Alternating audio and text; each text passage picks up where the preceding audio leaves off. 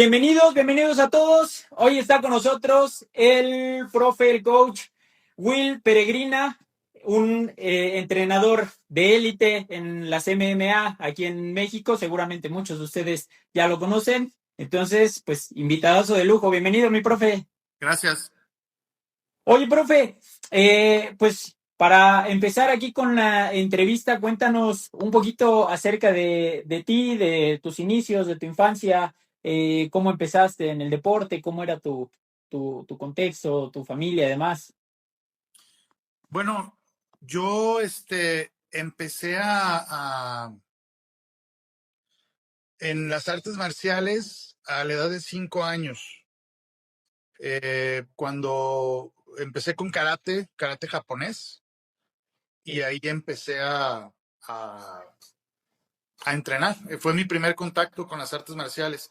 A los 5 años, karate japonés tradicional. Ok. De ahí, ¿cuánto tiempo estuviste en esta disciplina o lo sigues haciendo hasta la actualidad?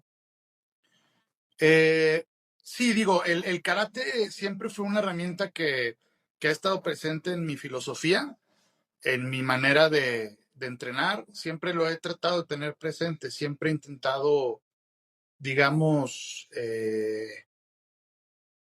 manifestar ciertas sobre todo de la filosofía, la he tratado de meter en mis métodos de entrenamiento, y obviamente varias herramientas de combate que creo que siguen siendo efectivas, las he intentado acomodar a lo que es la nueva tendencia y la evolución que ha tenido en las artes marciales desde 1979, pues.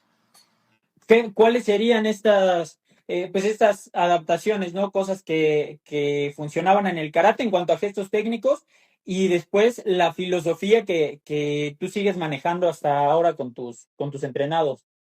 Bueno, en nuestra academia, desde los inicios, siempre hemos intentado manejar un código marcial que no solo sea la parte deportiva, ¿no?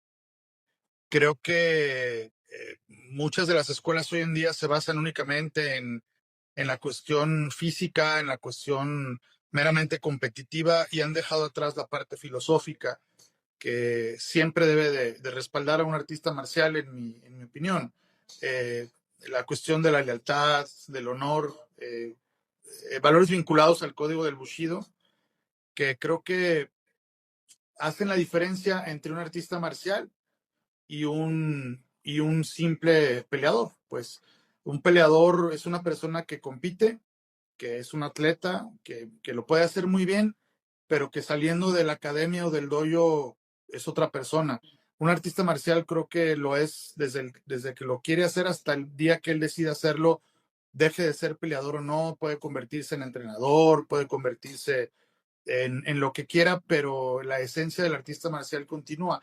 Esas son algunas de las filosofías que hemos intentado perpetuar. Ahora, en la parte técnica, para mí una de las cosas que más me ha gustado meter ha sido la parte, sobre todo, algunas cuestiones de pateo frontal, algunos ángulos.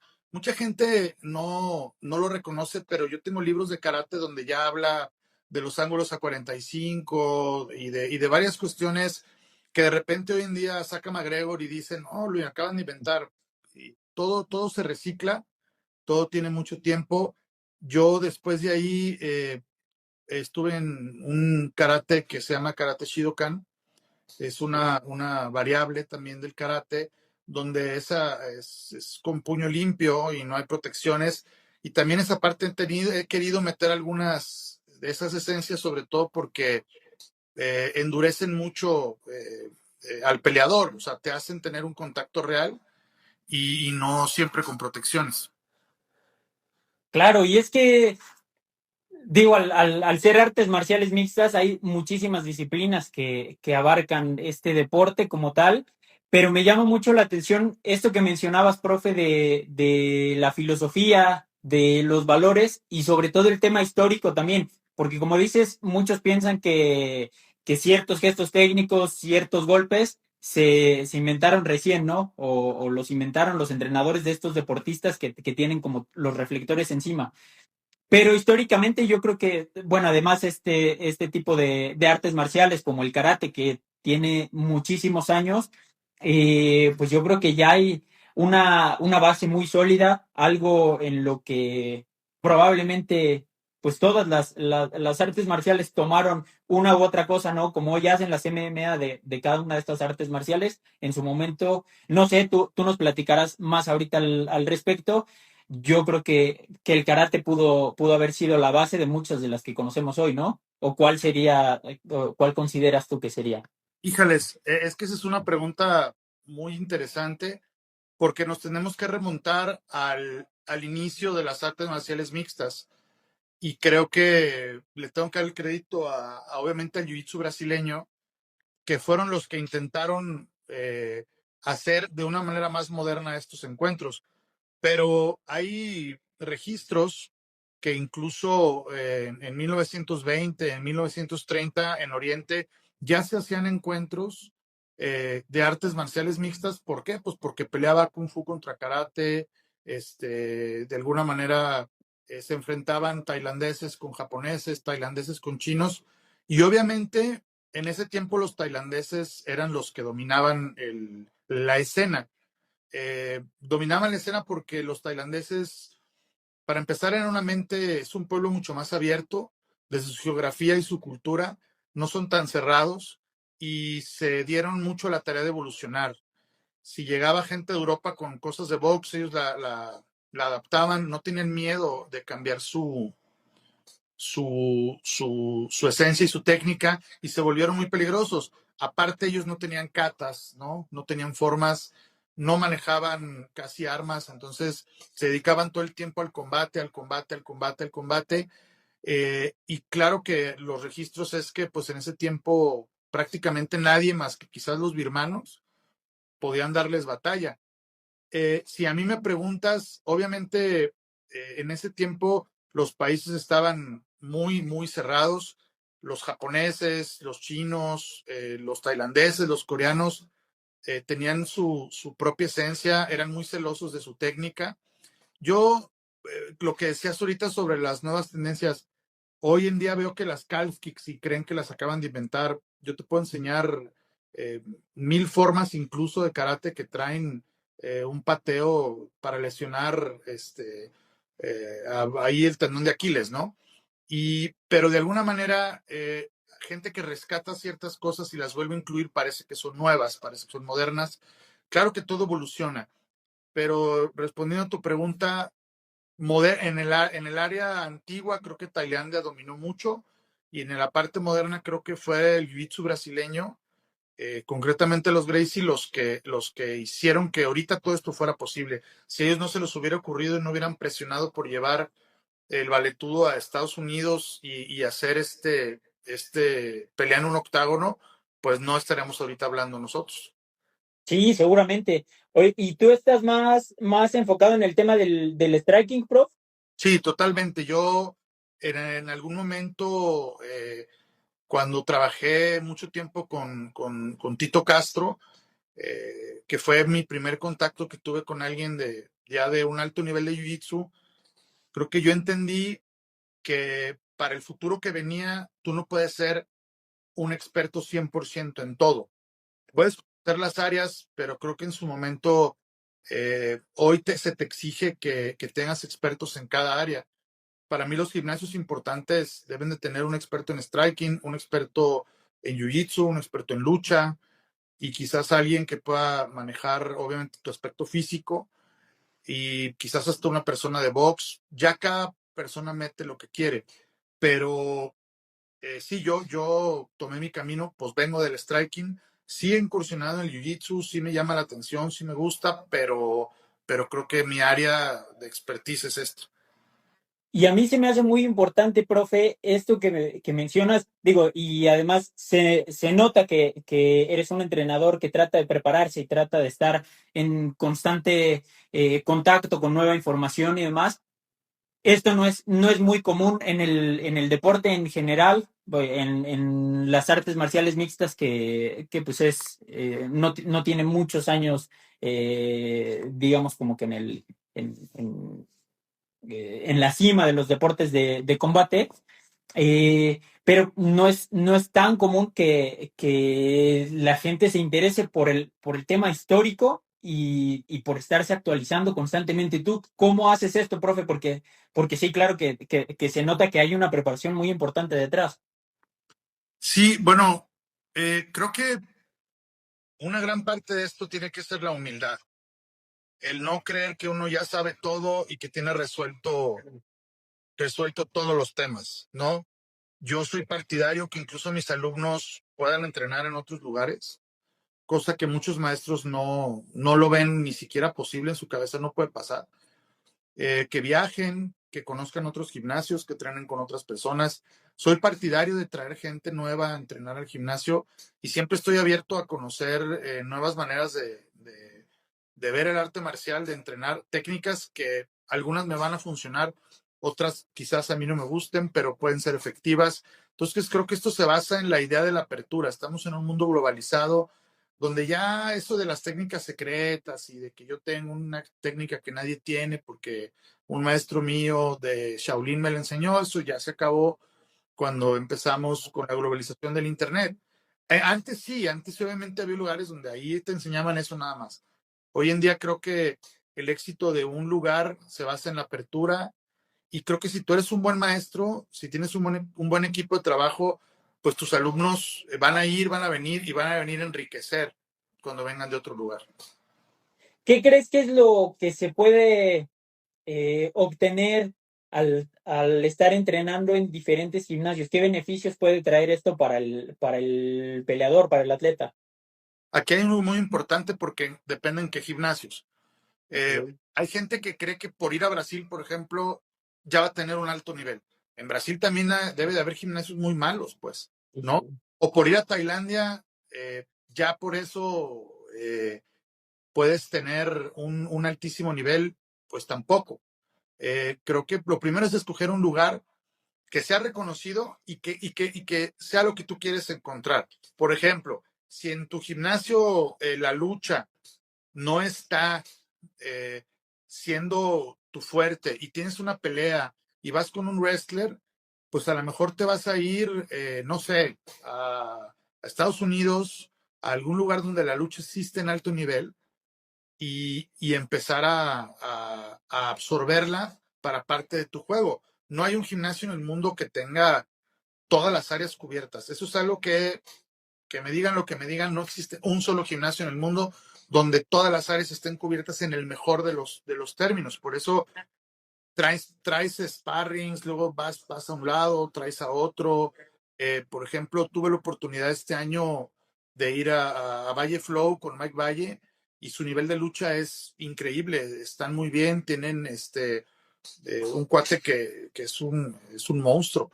Entonces, veo su manera de entrenar y claro que llegas no solo con técnicas, sino con maneras de cómo dar la clase, pero más que otra cosa, el salir y regresar te da un termómetro de cómo estás tú. Tú puedes pensar a veces que estás muy bien y llegas y dices, híjales, la estoy regando en esto. O puedes decir, ¿sabes qué? Voy muy bien. Estamos haciendo las cosas muy similares en varias partes de los mejores gimnasios del mundo. Entonces, agarro dos, tres cosas, las traigo, pero estamos bien, ¿entiendes? Claro.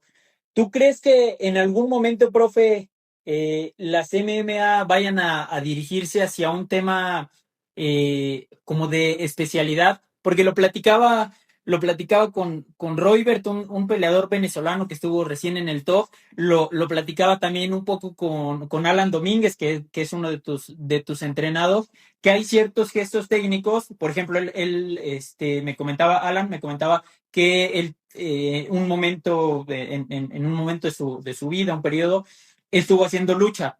Entonces, yo le preguntaba si el 100% de lo que hacía en lucha podía ser transferible a las MMA y me mencionaba que había algunas cosas que la verdad no usaba para nada, pero había otras que le eran muy funcionales. Entonces, este tipo de cosas que son muy funcionales, por ejemplo, del Muay Thai, de la lucha, del boxeo, de no sé, hasta del mismo taekwondo si quieres, karate, o sea, todas las artes marciales o todos los deportes de combate, pues llegan a tener alguno que otro gesto técnico que sí puede ser transferible y otros que de plano, pues a veces por contexto, por indumentaria y demás, pues no pueden ser tan aplicables. ¿Crees que las MMA vayan hacia un tema de especialidad o tú consideras que es mejor que se siga haciendo por separado y al final pues tratar de unirlo con ciertas adaptaciones?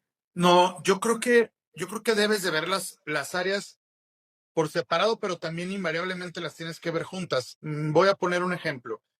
Si tú ves Jiu-Jitsu, pero nunca haces sparring de MMA, nunca vas a entender que muchas de las técnicas de Jiu-Jitsu puro para competencia no van a servir cuando hay golpes, ¿no? Sí. Si tú eres una persona que solo hace lucha, a lo mejor no vas a entender que hay ciertas técnicas que en la jaula van a ser diferentes porque vas a topar en ella. Entonces hay lucha para jaula, pero ni la lucha olímpica, ni la lucha grecorromana, ni la lucha libre en ese estilo tiene una jaula. Tú la tienes que adaptar. Sí soy partidario, obviamente, de ver una clase de striking, una clase de lucha y una clase de jiu-jitsu, pero invariablemente debe haber momentos en que tengas que juntar las tres. Y si eres peleador de MMA, entrena las cosas como te las están enseñando, pero siempre también ten la noción de que para pelear va a haber algunas modificaciones. Hay muy buenos maestros de jiu-jitsu que te dicen, esta es la técnica y se va a hacer así. Si van a pelear, el brazo ponlo para acá. ¿Entiendes? O sea, aquí no hagas esto, o por ejemplo, no me funen los jiu-jitseros, pero ver que cuando hay ground and pound y striking, la media guardia no es la mejor de las herramientas, ¿no? O hace un tiempo yo me acuerdo que no era. Y a lo mejor para alguien que tiene técnicas de jiu-jitsu muy avanzadas en un torneo de puro grappling, de ahí se puede sentir muy cómodo para hacer ciertas cuestiones. Entonces, creo que se vale a entrenar por separado, pero si eres un peleador profesional de MMA, tienes que juntarlas, tienes que empezar a entrenar todo junto, sobre todo por otra cosa que la gente no entiende, el cardio de pelea. No es lo mismo pelear Muay Thai que hacer Jiu-Jitsu y que hacer lucha. Son tres cardios diferentes. Si tú te enfocas en hacerlos por separado, el día que los juntas, tú no vas a estar acostumbrado a qué pasa. Tú tienes que estar acostumbrado a estar peleando arriba, que te derriben o derribar, pararte, volver a pelear arriba, que te tiren y empezar a hacer jiu-jitsu en el piso, levantarte y mantener un nivel de cardio de esos picos tan diferentes, porque son diferentes. No hay uno mejor ni peor, simplemente los picos de intensidad son distintos. ¿Cuántas veces no hemos visto que trae muy buen cardio, llegan a la jaula, se amarran, sale y ya no trae aire un rato para pegar porque se lo quemó ahí? Sí, sí, sí. Y, profe, tú con la experiencia que tienes, con todos los entrenados que han pasado por tu gimnasio o por tu academia, ¿cuál consideras eh, que es el arte marcial más transferible en cuanto a striking? O sea, que hay gestos técnicos que muchos se pueden aplicar. Obviamente, pues hay distintas disciplinas, ¿no? Y hay muchas pues los deportistas o los peleadores tratan de ir integrando a su repertorio, ¿no? Pero hay una en específico que sea la más transferible. Sí, claro, Muay Thai. O sea, para mí el box tailandés es el más devastador, el más efectivo, el que menos huecos tiene y el más simple, ¿sí? O sea, es mucho más fácil de que un peleador aprenda eso que otras técnicas, pero volvemos a lo mismo. Eh, el Muay Thai puro como tal, no. O sea, tienes que adaptarlo, ¿entiendes? Hay muchas veces que tú dices, voy a hacer un clinch de Muay Thai y un luchador ya le estás regalando que se baje y simplemente te derribe. Son varias cosas, pero si a mí me dices que escogiera una disciplina de striking, que yo adaptara al MMA, la más fácil y sencilla y la más efectiva sería el Muay Thai, sí. Ahora, entre el Muay Thai y el boxeo, que son los dos, yo creo que más utilizan los peleadores de MMA, eh, ¿cuál crees que cuál crees que sea lo ideal, digamos? Porque pasa mucho esto que peleadores como Conor McGregor o ahora Ilia Topuria quieren ir a probar al boxeo. Pasó recién con Tony Ferguson, quieren ir a probar como que un poquito suerte, si se le puede decir así, al boxeo. ¿Crees que sea lo ideal para un peleador de MMA por el tema de la altura de la guardia, de la diferencia de gestos técnicos y demás? Digo, sabiendo que igual tú nos lo acabas de decir, el Muay Thai es lo que más te puede funcionar dentro de la jaula y no tanto el boxeo puro como tal. Bueno, es que son dos disciplinas distintas. El boxeo como tal, si a mí me dices que un boxeador netamente puro se mete en una jaula, pues no va a tener oportunidad. Tupuria dice que a Canelo en la jaula, pues sí, pues, pero es ilógico y irrelevante porque es como si yo, siendo piloto de Fórmula 1, te digo que al de rally lo traes a la pista de Fórmula 1 y yo le voy a ganar, y el de rally me dice, si traes al campeón de Fórmula 1 a rally, yo le voy a, o sea, no tiene mucho sentido lo que dicen, creo que es más bien una cuestión de marketing. Yo no he visto buenos resultados en los peleadores de MMA que hacen la transición al box, y creo que hay que entender algo. ¿Cuántos años vas a necesitar para de veras enfocarte en el nivel pro de box? Te la voy a cambiar. Agarra al mejor boxeador del mundo o de la historia. Es más, vamos a agarrar a Julio César Chávez para no meternos en conflictos, o a Mohamed Ali, a quien tú quieras. ¿En cuánto tiempo te gusta que Mohamed Ali te pueda pegar un derribe y una sumisión en una jaula? ¿Cuántos años? ¿Me entiendes? Pero es peleador. Se sabe mover, sabe pegar. Aunque los peleadores de MMA ya traen una base de striking y una base de box, su entrenamiento en 5 años está dividido en lucha, jiu-jitsu, MMA, traen otros guantes, van a la jaula, o sea, la cantidad de golpes que tiran y la guardia que deben de tener. Tú agarras un boxeador que se ponga a bailar, pues lo van a derribar, es más, lo van a patear y se va a voltear. Lo hemos visto y pasó en los inicios de UFC, y se han hecho 1000 experimentos. Entonces, para mí, si tú eres un peleador de MMA, aunque seas el campeón del mundo, y quieres hacer una transición a box contra un profesional, Tony Ferguson no peleó con un profesional, creo que tienes que estar mínimo 1 año y medio haciendo box de altísimo nivel para ver cómo te va. Porque aunque sepas tirar los golpes, tu esencia de peleador de años ha sido con otra guardia, con otros guantes, con otra resistencia, con otra duración de rounds, con otro juego de piernas y sobre todo con otro volumen.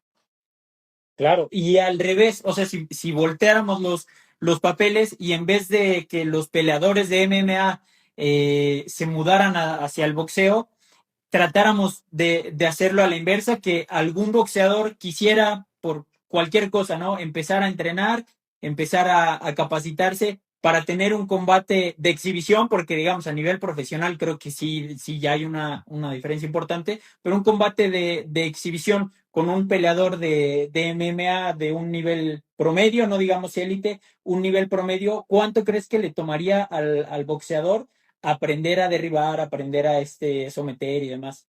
Años.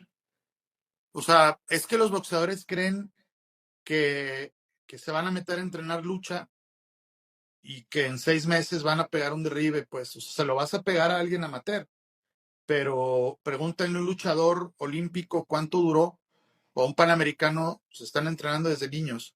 Para mí un boxeador, es más, chécalo en jiu-jitsu, para que tenga una cinta azul, ¿cuánto es? Algo real, pues son años, o sea, y si tú apenas estás entrenando y en 6 meses crees que te vas a poder defender, mira, yo lo he visto aquí, he visto gente que trae muy buen striking, muy buenas manos, pero le ha costado hacer la transición a lo demás porque pues necesitas tener una base muy fuerte de lucha, te lleva, pues mira, sí te puedo decir que más de un año sí. Sí, sí es bastante. Y es que la lucha pues también es compleja, ¿no? De hecho, estaba viendo una gráfica, una estadística de los últimos campeones, o los campeones históricos más bien, en UFC solamente, o sea, la gráfica era específicamente de UFC, y sí predomina mucho el tema de la lucha y del sambo, ¿no? Que también hay ahí algunos considerados, pero si no me equivoco, o sea, seguramente tengo ahí el número pues medio borroso, pero estoy casi seguro que era por ahí del 48% de los campeones venían de una base de lucha o de sambo. Entonces sí es, o sea, yo creo que sí es, la diferencia es muy importante. Y de ahí los que le siguen, me parece que justo era boxeo, Muay Thai y demás, pero era casi la mitad, era por ahí del 24-29%. O sea, voy a buscar la gráfica y si no, pues la ponemos ahí en el clip, pero era algo así. Entonces, sí hay un grado de complejidad altísimo en el tema de la lucha, o sea, en general, ¿no? Yo creo que todas las artes marciales tienen un grado de complejidad altísimo, más la adaptación, más el tiempo que a ti te tome, porque además no es lo mismo, pues alguien que ya está adaptado, que ya tiene cierta base motriz, a alguien que empieza de cero, ¿no? Entonces, esta es mi otra pregunta. Alguien que, porque es muy común, seguramente tú lo has visto, que llega, por ejemplo, recién a tu gimnasio, ¿no? Y te dice, oye, pues sabes qué, yo me peleaba mucho en la calle, era muy bueno peleándome en la calle, y quiero aprender y de repente piensan que va a ser muy sencillo. ¿Cuánto tiempo le tomaría a alguien así que viene de cero, que nunca practicó ninguna disciplina de alto rendimiento, llámese la que se llame, y alguien que trae ya una base motriz porque alguna vez hizo alto rendimiento, no sé, en taekwondo, en karate, en baloncesto, fútbol americano, lo que sea, pero que ya trae esa, digamos, como que esa cuestión atlética, por así decirlo? Se me hace difícil darte un número exacto, pero obviamente sí se ve una diferencia abismal entre alguien que ya hizo alguna disciplina deportiva formal y alguien que no. Simplemente desde la complexión, la coordinación sobre todo. O sea, hay gente que nunca ha hecho nada y que tú le expliques una combinación de 3 golpes, su sistema motriz no desarrolló al mismo tiempo la parte mental, la parte del cerebro con eso. O sea, creo que la gente que no hizo deporte desde niño tiene mucho más dificultad en adaptarse a hacer un deporte como este, que sobre todo lleva pues otra carga también de golpes, una cuestión de mucho más presión, ¿no? De mucho más estrés. Entonces, pues una cosa es que lo hagas y que ahora hagas sparring y que te salga todo si nunca anduviste en bici, pues sí es mucho más difícil. Científicamente está comprobado, los niños que han hecho disciplinas deportivas, pues siempre, no solo la parte física, sino la parte mental se desarrolla de otra manera. Yo, si alguien llega de cero, de la nada, y te dice que quiere empezar a entrenar, pues yo creo que en 2 años podría ser un Smokers de Muay Thai, pero pues antes no. Ok, o sea, sí, A, a un buen nivel, pues. sí, claro. ¿Y qué tiempo tendría que pasar, por ejemplo, para que alguien que inició de cero y que la única base que trae es cuando se peleaba en la escuela, hasta su primer pelea amateur en MMA? Es que, a ver, vamos viendo algo claro. En México eh, hay una cuestión rara porque creemos que el hombre ya nació sabiendo pelear. Eso es. Es algo que como que te dicen en tu casa, ¿no? No sé de dónde viene esa parte cultural, pero el otro día una encuesta, no me lo inventé yo, y era el 87 más o menos por ciento de los hombres promedio en México piensan que son buenos para pelear, sin haber entrenado nunca nada. Entonces, y creo que también para el fútbol y cosas así, pero casi el 90% de los hombres en México creen que saben pelear. De ese porcentaje, yo creo que ni el 20% tuvo peleas callejeras duras, porque pelearte en la secundaria, tirarte unos moquetazos y que te separen, pues eso no es pelear. Yo lo puedo comparar porque el nivel profesional, pues lo comparamos con cualquier deporte profesional, ¿no? O sea, si yo jugaba en el patio de mi escuela fútbol, en los recreos, literal en el patio de concreto con unas porterías de fierro, 3 años de primaria, incluso es todavía más que pelearte, pero pues yo no puedo esperar que a los 25 me vaya a contratar Tigres, pues no, o sea, ni siquiera en tercera división vas a jugar, solo porque te echabas unas gambetas y una chilenita, o sea, y la gente que viene y dice que se peleaba mucho en la calle, pues yo creo que tenías encuentros físicos, de tirar golpes, moquetazos. A mí me ha llegado gente toda mi carrera de que vengo del barrio y yo en el barrio, pero el barrio te puede dar mucho coraje, te puede dar pantalones, te puede quitar el miedo a los golpes, pero no te puede enseñar. O sea, tú no puedes decir que aprendiste una técnica, ¿me entiendes? Aprendes pues, a base de golpes, medio te quitas uno y subes las manos, pero si no vas a un gimnasio de box, no te van a enseñar una técnica. Es exactamente lo mismo. Yo creo que alguien que diga que se peleaba en la escuela es exactamente lo mismo que si me dices que jugaba tenis para mí. Al revés, vienen con mañas que creen que así son. Vi un ejercicio el otro día que le decían a los hombres, a ver, hazle como si pelearas. Y se ponían a tirar golpes y dices, híjales, pues es como si a mí me dices, a ver, enséñame cómo se hace cierto deporte. Pues no lo sé hacer, o sea, yo ni me pero no sé, o sea, no tengo la capacidad.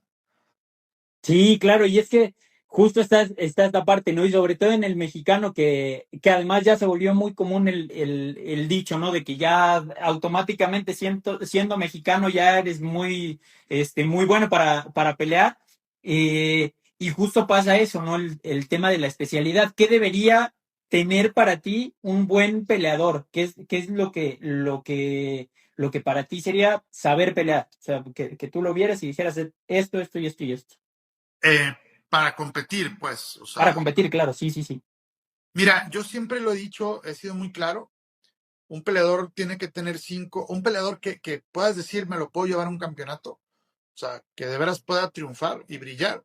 Necesitas cinco cosas. La primera es disciplina, ¿ok? La disciplina es el compromiso, de dejar atrás cosas para comprometerte con algo. La disciplina no tiene que ser solo un arte marcial. La disciplina deportiva la entendemos como el compromiso de entrenar todos los días, de no faltar, de llegar temprano, de dormirte temprano, de no tomar alcohol, etcétera. Bueno, la segunda es talento. Y con el talento, pues eso se puede desarrollar o puedes haber nacido con él. Pero el talento es importante. O sea, que seas bueno en algo, ¿no? Que seas bueno. Eh, la otra, obviamente, pues tendríamos que definirlo como, no sé si entre dentro de la disciplina, pero el compromiso con la parte física, hoy en día, cualquier deporte de alto rendimiento, pero además el arte marcial, te exige una capacidad física enorme. Entonces, si físicamente no estás bien, tú podrás ser disciplinado en los horarios y en la comida, pero si no eres físicamente fuerte, no estás comprometido con el área física, difícilmente vas a llegar. O sea, va a ser muy, muy, muy complicado porque antes alguien con talento brillaba. Hoy en día el físico sigue dominando mucho. Lo vemos en otras áreas como el fútbol, haciendo un paréntesis. Me acuerdo en el 93, cuando Estados Unidos creó su primera liga de fútbol, dijeron en 20 años nosotros vamos a ganarle a México. Y en base a disciplina y pura parte física y ciencia física, lo lograron. O sea, se hicieron atletas, se comprometieron con su parte física, dos, tres cosas tácticas y vámonos. Y muchas veces hoy en día un peleador que sea disciplinado, que esté muy bien físicamente, quizás no es el más talentoso, pero con esas herramientas podría ganar. La otra es, pues, el coraje, ¿no? Los pantalones, los huevos, como decimos en México, Sí, sí. porque para este deporte sí se necesita. Tú puedes tener, y eso lo decía Tito una vez en una entrevista que se hizo famosa, que si hubiera redes ahorita sería viral. O sea, tú puedes tener el mejor equipo, puedes tener las mejores instalaciones, los mejores entrenadores, pero si no tienes pantalones no vas a llegar a ningún lado en este juego. Necesitas estar consciente de que estás jugando la supervivencia y esa esencia no la tienen otros deportes. La tienen disciplinas como el motociclismo, los deportes motores o escalar, ¿no? Paracaidismo, pero fuera de ahí, tú puedes jugar un partido de fútbol y puedes tener nervios, pero no hay el factor supervivencia intrínseco en tu competencia. En los deportes de contacto sí lo hay. Entonces, sobrellevar eso, pues es difícil. Si logras juntar eso, ¿sí? Más un buen equipo de trabajo, entonces sí me estás dando una combinación de personas que pueden llegar a algo, porque de repente te llega un alumno que es técnicamente increíble. Es un prodigio, el chico, prodigio, pero es indisciplinado. No llega temprano, no entrena, no le gusta, no quiere hacer físico. Y luego te llega un chico que físicamente es súper dotado y dices, wow, ya, pero técnicamente, pues, no es bueno, no tiene el IQ, que esa es la otra que me faltaba. Tienes que tener un IQ de juego, tienes que ser inteligente, tienes que cultivar tu mente, tienes que tener un IQ de pelea. Si no eres inteligente en este juego ya moderno ahorita, no vas a llegar a ningún lado porque con fuerza, con pantalones y con técnica vas a llegar hasta cierto lugar. Un peleador que quieras que sea campeón necesita ser inteligente, necesita cultivar su mente, necesita leer, necesita estudiar peleas, necesita estar abriendo y trabajando su cerebro, porque las decisiones que tú tomas dentro de la jaula no pueden depender de tu esquina todo el tiempo. Y eso tiene que ver con la inteligencia. Y como te lo decía, a veces te llega un chico que tiene todo, pero le da miedo los golpes.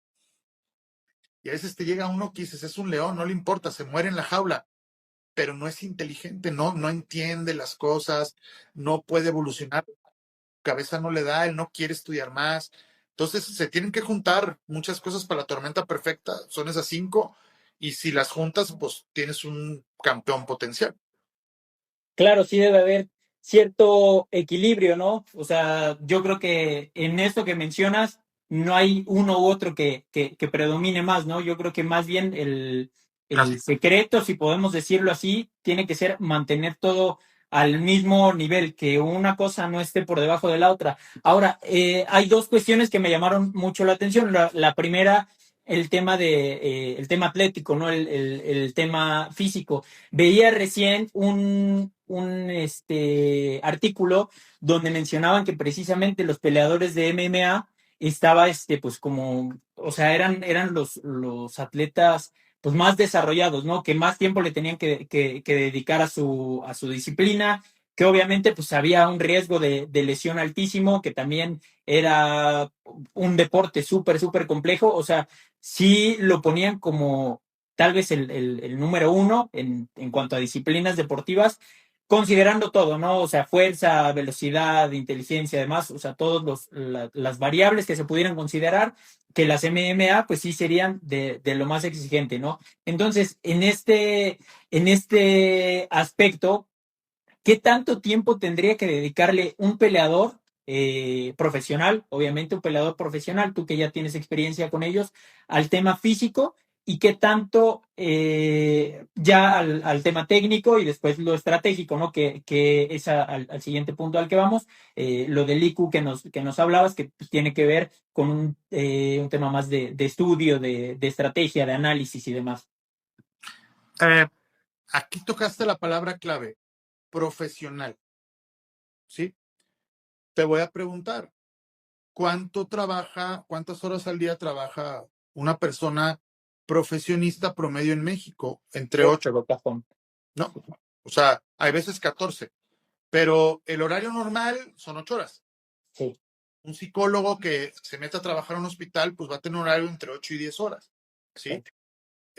Pues 10 horas, o sea, si me entiendes, todo tu día, es tu trabajo. O sea, hay peleadores que creen que llegan al gym, entrenan su clase de la mañana y en la noche entrenan otra hora y ya. No. Si tú eres un profesional, tienes que ir 8 horas al día a tu trabajo. Así es. Y en esas 8 horas viene el descanso, porque descansar el cuerpo es parte del entrenamiento. Importante. Pero mira, hay muchas tendencias. Hay gente que hace físico diario, hay gente que hace físico 3 días de la semana, hay gente que diversifica la parte del físico en una parte a veces cardio, a veces fuerza, a veces reacción, pero para mí, por decirte un ejemplo, tú tienes que cubrir todos los días 3 sesiones, una de grappling, una de striking y una de físico, por decirlo así, ¿no? O sea, tu striking puede ser un día Muay Thai, ese día haces lucha y luego haces físico.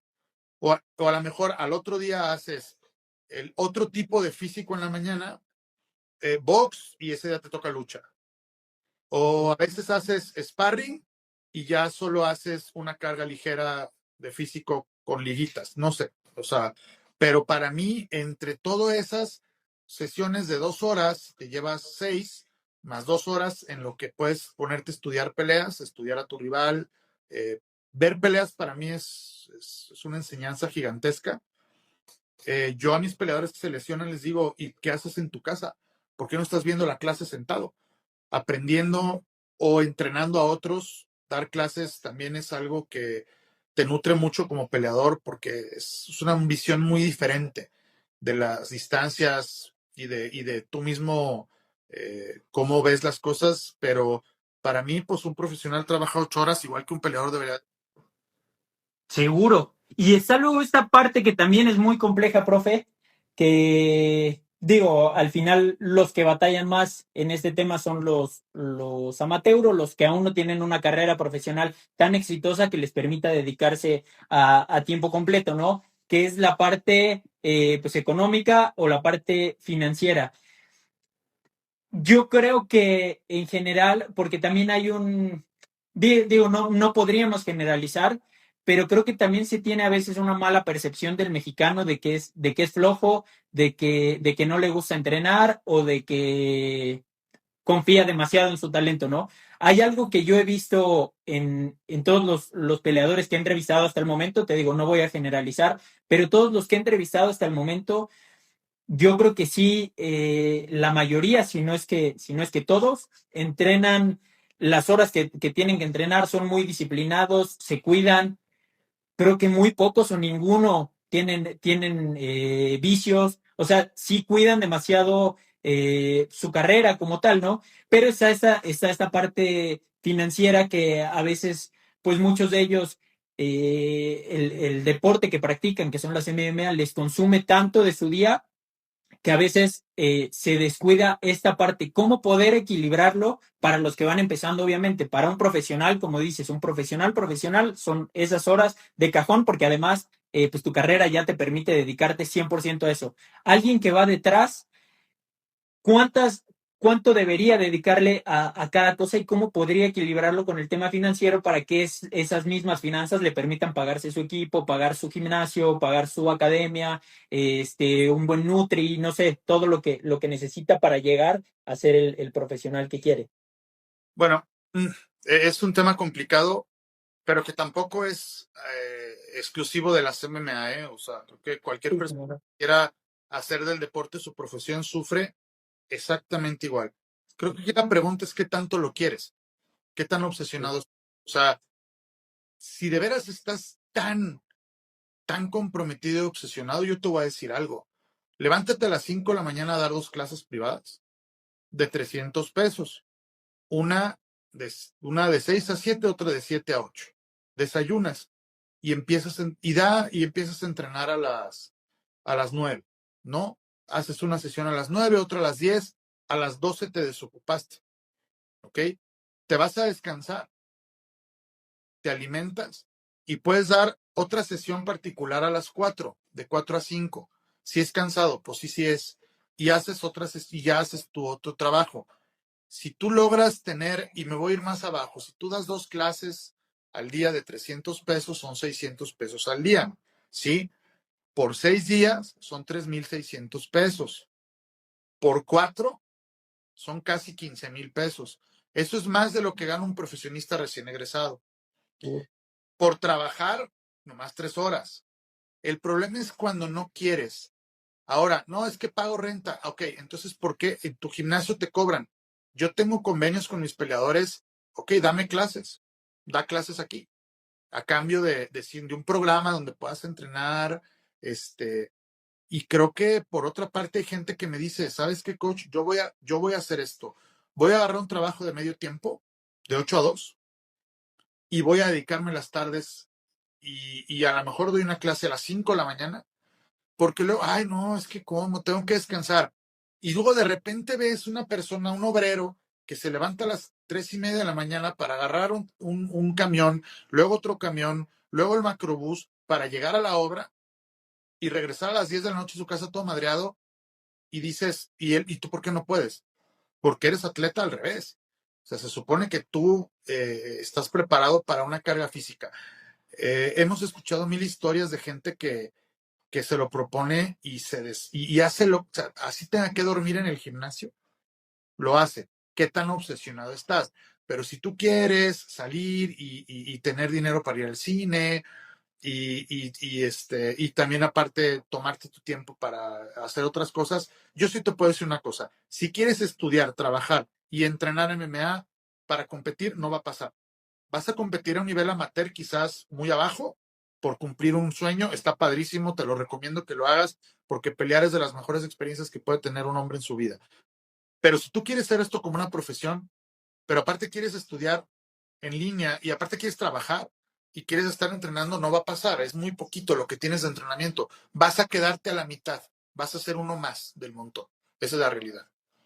Ok, sí, y la verdad, profe, no pudiste decirlo mejor. Hace ratito precisamente subí un fragmento me parece que, no recuerdo si es una entrevista o es una conferencia de prensa, algo así. Es un fragmento de algo que decía Javier, precisamente del tema del camino fácil, ¿no? O sea, que mucha gente quiere absolutamente todo lo que tienen los profesionales, que es el dinero, la fama, los viajes y demás, pero no todos están dispuestos a pagar el precio que se tiene que pagar, ¿no? Y muchas veces en la disciplina que sea, pues tienes como dices, ¿no? Quieres ser profesional, hay que trabajar como un profesional, hay que hacer los sacrificios que hace un profesional. O sea, no puedes llegar a estar en UFC saliendo todos los viernes y sábados y desvelándote 3, 4 veces por semana y luego yendo al café y luego yendo con los amigos y el tiempo que te sobra lo usas para entrenar, pues es imposible, ¿no? Yo creo que son unas u otras. Eso es un hobby. O sea, Sos- yo me gusta el tenis y voy 3 veces a la semana a una clase de tenis y digo que quiero ir a Wimbledon, pues estoy muy mal. No voy a ir, pero ni al abierto de Chapala. Entonces, eh, pues, ¿qué tanto lo quieres? Ahora, no todo el mundo tiene que ser peleador. No todo el mundo tiene que ser campeón, no todo el mundo tiene que pelear. El arte marcial es algo que te brinda beneficio en tu vida y a lo mejor vas 3 veces a la semana a Jiu-Jitsu y te cambia la vida, ¿eh? O sea, de veras te da una visión distinta a las cosas.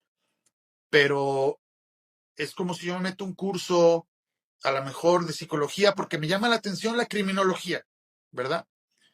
Me nutro, estoy aprendiendo cosas nuevas, tengo nuevos conceptos, aprendo, me estoy cultivando, pero eso no significa que yo me voy a ir a la DEA o a la CIA o al FBI, ¿me entiendes? O sea, si quiero hacer eso, pues ya estaré estudiando para empezar una licenciatura desde hace años, especializándome en algo y viendo cómo le puedo hacer para irme a los mejores lugares, pero eso es obsesionarte con algo y tener... Ahora, lo del camino fácil, pues el problema es que los jóvenes de hoy vienen con una tendencia a tener todo muy rápido. Eso lo hemos hablado en infinidad de ocasiones y no solo en estas plataformas.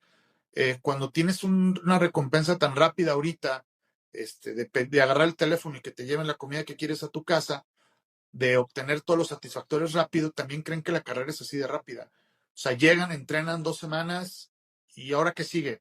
Pues ahora sigue que sigas viniendo durante muchísimo tiempo porque aparte, pues, ni siquiera estás en la clase de pros. Pero pues ahí pierden el interés porque lo quieren todo rápido. Claro. Profe, y hay algo que he detectado precisamente con las artes marciales, y es que mucha gente o muchos de nosotros ya lo agarramos grande, me incluyo. Yo acabo de empezar a entrenar hace no mucho. Siempre me llamó la atención, me dediqué a otras disciplinas deportivas, pero siempre desde niño pues, tuve como que el sueño o las ganas de querer aprender esto como tal, ¿no? Entonces, he platicado con gente que también empieza grande. Yo tengo 27 años he platicado con gente que también ya empieza grande en el tema de las artes marciales, la que sea, como decías hace ratito, jiu-jitsu, muay thai y demás, y sí he encontrado esta parte de que te engancha como tal, al menos en mi caso, sí, o sea, sí fue algo muy, muy distinto a lo que había visto, por ejemplo, en el fútbol o en el tenis, totalmente distinto, o sea, es algo que te engancha, que te exige llevarte a límites que pues no, o sea, no, cosas que no sabías que puedes hacer con tu cuerpo y justo por un tema de como dices, ¿no? De que es algo que es una experiencia muy distinta, o sea, que yo creo que nadie debería perderse. ¿Por qué crees que esto pasa? O sea, ¿por qué crees que la gente, pues, que ya está en una edad que obviamente no va a ser profesional, porque obviamente pues no podemos, hay un proceso que hay que respetar, pero ¿por qué crees que la gente adulta que empieza con un arte marcial, la que sea, se enganche tanto en comparación a otras disciplinas deportivas? Porque la ganancia que te da, la retribución que te da el arte marcial es muy amplia en comparación a otros deportes. Por lo mismo, porque lleva una filosofía, si lo estás viendo en el lugar adecuado, porque es un reto personal constante, pero sobre todo porque nadie lo quiere entender. Estás yendo la parte más intrínseca del ser humano, que es el combate. ¿Sí? Estás compitiendo en igualdad de circunstancias contra otro ser humano y estás teniendo la satisfacción de ir avanzando en algo que es más allá de un deporte, eh, en algo que está en nuestro ADN desde los inicios, que es la supervivencia, pero lo que nadie entiende es que el arte marcial te acerca a enfrentarte a tus miedos y a tus propios bloqueos y a tus propios traumas, también se vale a tus propias huellas, a tus propias heridas y superarlas. En el momento en que tú enfrentas a otra persona, también estás enfrentando cosas que tú traes adentro.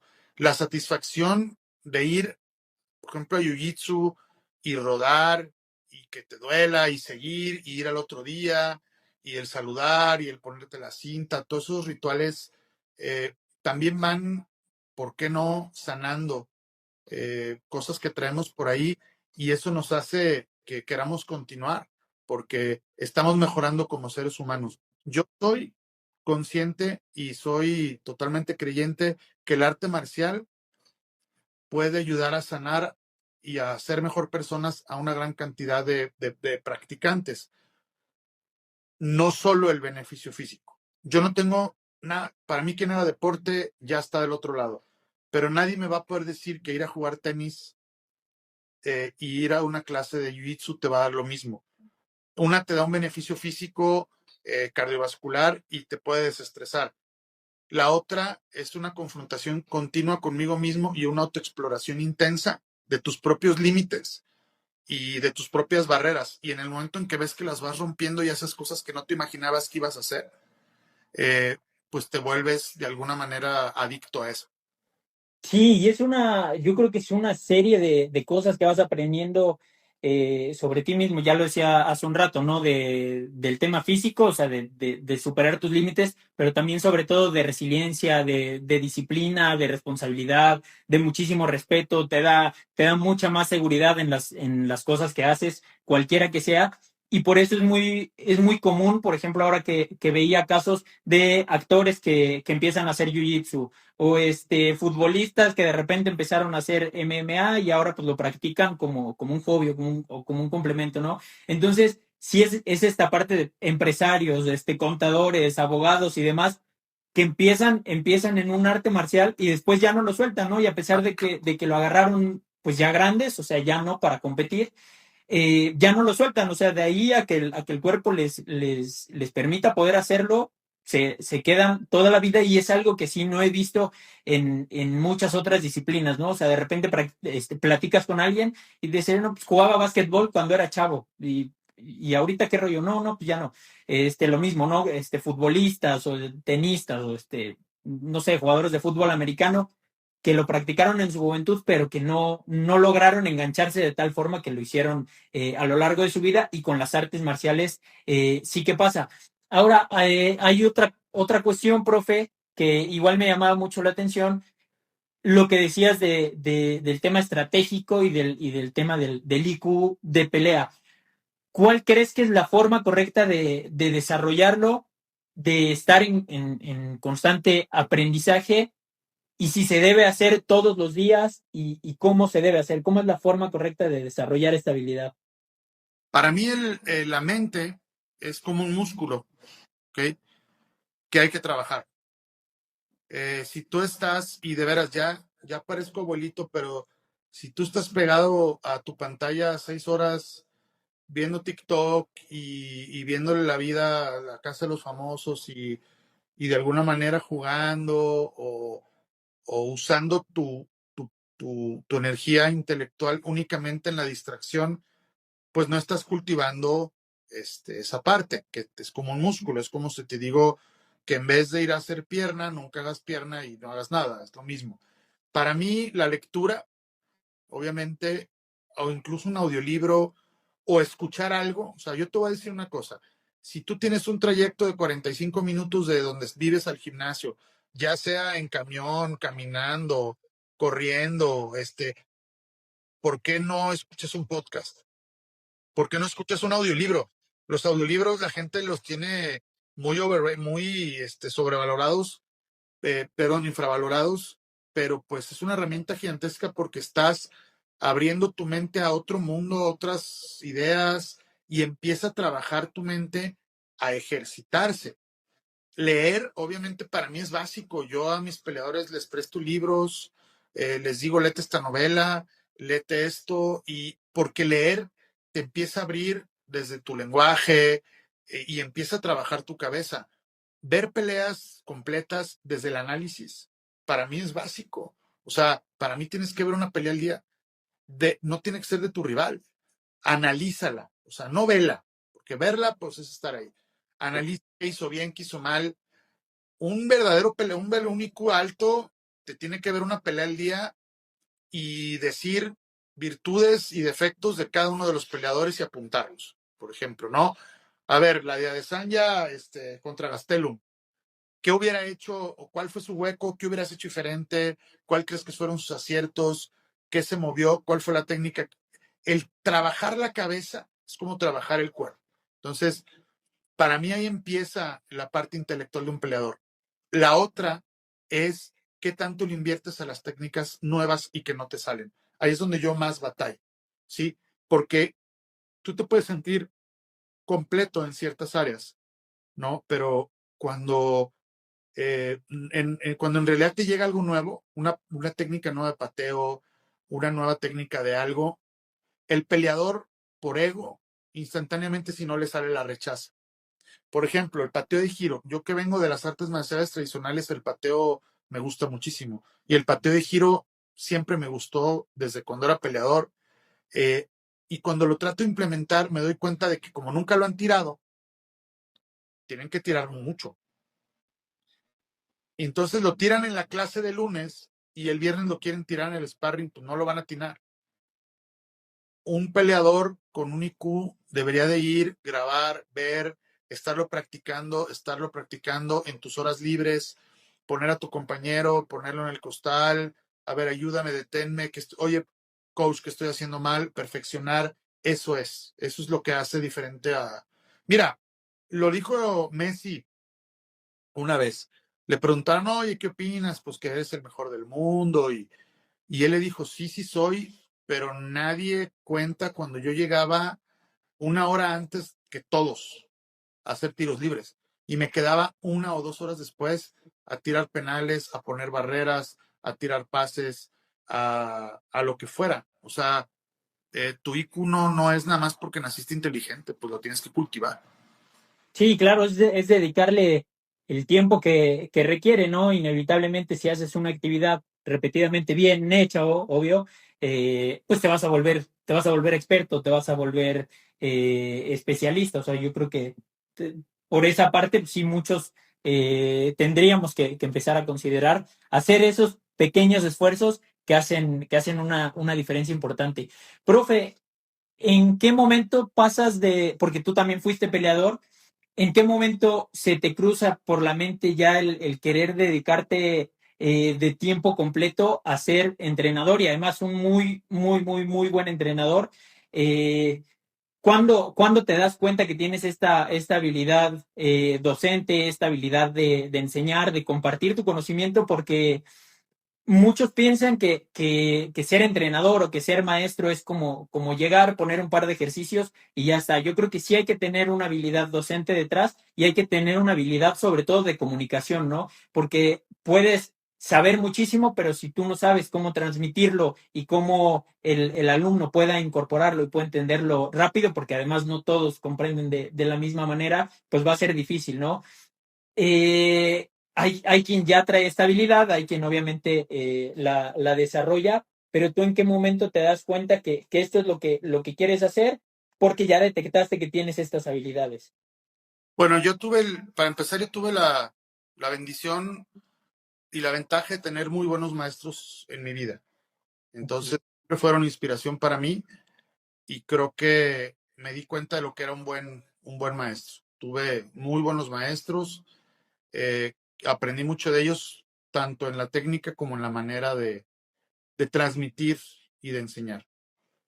Pero luego, cuando empezábamos con el proyecto de Samurai, estaba Gabriel Toussaint, que paz descanse, y Tito Castro, que estábamos peleando los tres, pues los tres teníamos que entrenarnos. O sea, creo que ahí empezó esta inquietud o esta parte de que ni siquiera nos dimos cuenta, ya estábamos dándonos clases y abrimos un gym donde empezamos a darle clase a la gente que nunca pensamos que de alguna manera fuera a un nivel profesional, como me estás preguntando.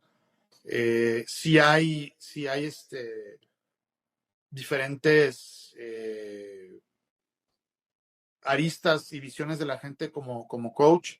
Yo no me di cuenta en qué momento me convertí en entrenador. Simplemente de repente yo estaba entrenando peleadores mientras yo peleaba al mismo tiempo, igual que mis compañeros. Entonces, incluso llegamos a pelear en su momento en las mismas carteleras y nos entrenábamos uno a otro.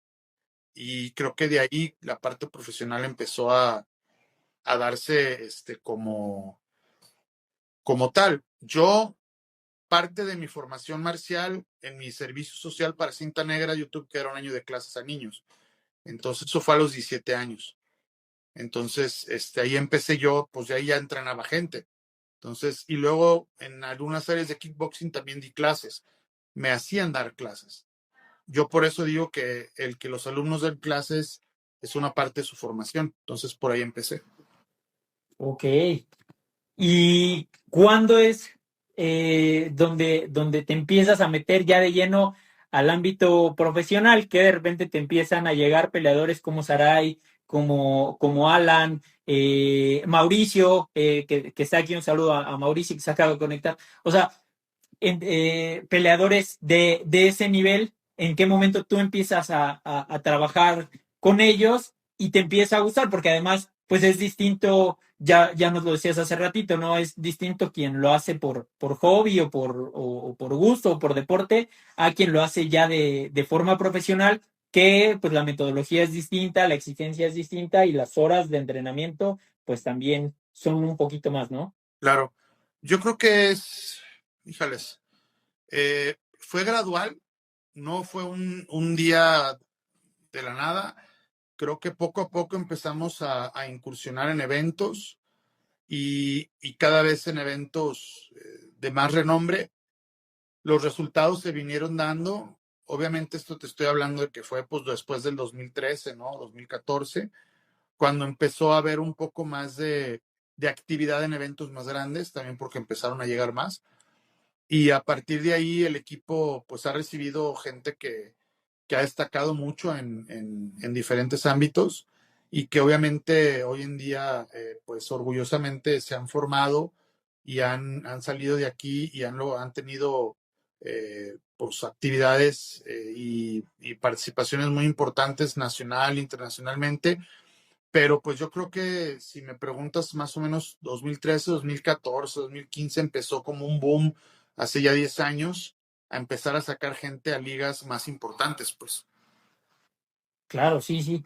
Profe, pues muchísima experiencia, la verdad que tienes tú, o sea, es un placer platicar contigo porque, pues, todo lo que nos comentas es algo nuevo, ¿no? O sea, al menos es algo nuevo para mí, que me gusta aprender, que me gusta pues estar en contacto con gente que te comparte su experiencia, su conocimiento y demás. O sea, yo creo que es muy enriquecedor. Entonces, qué bueno que pudiste estar por aquí, mi profe. Antes de terminar, tenemos una dinámica de preguntas rápidas. Igual si en alguna te quieres alargar un poquito más, no pasa nada, te puedes alargar. Este, por mí, encantado, ¿no? Son 10 preguntitas, responde lo primero que te venga a la mente. Sí. Venga, entonces, preguntas rápidas con el coach Will Peregrina. Número uno, ¿cuál ha sido la decisión más difícil que has tomado en tu carrera profesional? Eh, la decisión más difícil que he tomado, yo creo que tomar una pelea que no debí de haber tomado porque había mucha diferencia de peso y nos fue mal. ¿Okay? Número dos, ¿qué métrica o dato de tu trabajo consideras que es el más subestimado por el público? El más subestimado por el público. Que piensan que ya estoy muy viejito para hacer esto. Okay. Número tres, ¿cuál es el error más común que ves en la industria y que te gustaría corregir? Que los peleadores se sienten peleadores y campeones antes de dar el paso uno y que en sus redes sociales sean más activos que en el gimnasio. Número cuatro, fuera de tu área, ¿qué otra función dentro de las MMA te parece la más compleja? Chales. Creo que la parte del management es complicada, es muy difícil encontrar, todo el mundo quiere una oportunidad y creo que esa y la de referee se me hacen bastante complejas. Bien. Número cinco, ¿qué le dirías a alguien que está empezando a trabajar en tu misma posición? Como entrenador, Como entrenador, sí. pues que nunca deje de capacitarse, que no, nunca sabes todo, que sea abierto, que vaya a otros gimnasios, que conozca más gente y que no tenga miedo de que alguien llegue y venga y vaya, todo es crecimiento. Bien. Número seis, ¿cuál fue el momento más estresante que has vivido en tu trabajo? Creo que, híjales, todas las peleas por cinturón han sido muy estresantes, pero creo que un momento muy estresante fue la primera vez que Sarai compitió por un cinturón. Ese fue muy, muy estresante. Bien. Número siete, ¿qué área consideras que es la más importante en el desarrollo de la carrera de un atleta? La, la constancia. Ok. Número 8, ¿qué habilidad o conocimiento crees que es esencial en tu campo? Mm, el aprendizaje continuo. Número 9, ¿qué cambio implementarías en la industria que, aunque impopular, crees que sería muy beneficioso a largo plazo?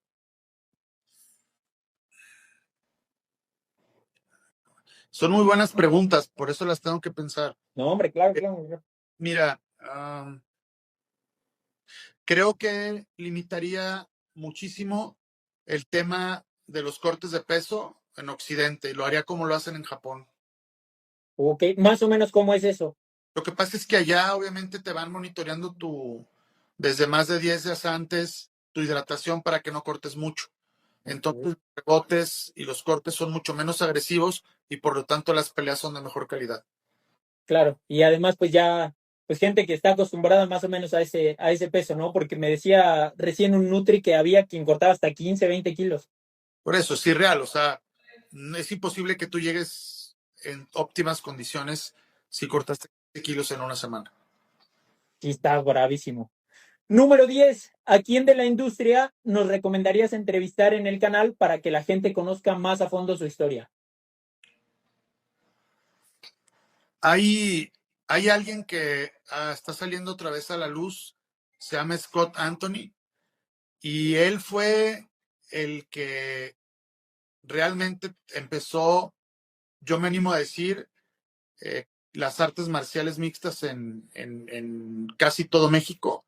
fue maestro de grandes entrenadores como Pancho Brazo, como Tito, como Carlos Navarro, de muchísimos entrenadores.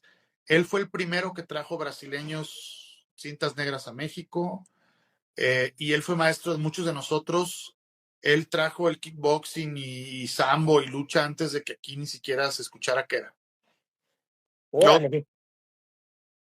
Buenísimo, entonces pues, igual le vamos a mandar la invitación. Profe, con esto terminamos. Muchísimas gracias por el tiempo, de verdad. Gracias por todo lo que nos compartiste, que fue un montón de conocimiento que seguramente a la gente le va a gustar mucho este episodio, esta entrevista. Entonces, pues qué bueno que pudiste darte tu vuelta por aquí. Las veces que quieras caerle al canal, mi profe, las puertas están abiertas.